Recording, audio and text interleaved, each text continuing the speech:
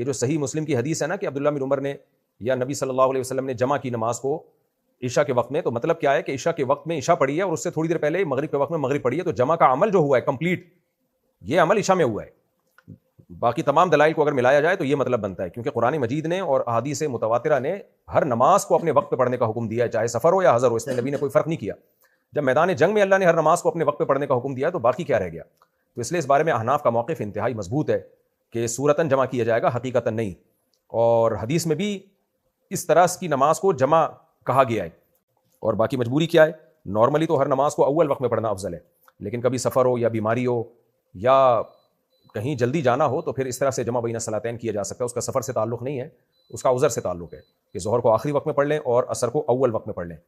اور مغرب کو آخری وقت میں پڑھیں اور عشاء کو اول وقت میں پڑھ لیں۔ اس طرح سے عام یعنی مجبوری کی حالت میں کوئی حرج نہیں ہے اس میں، عام حالات میں یہ مناسب نہیں ہے، کیونکہ نبی صلی اللہ علیہ وسلم نے اول وقت میں نمازوں کو پڑھنے کا ہمیں حکم دیا ہے۔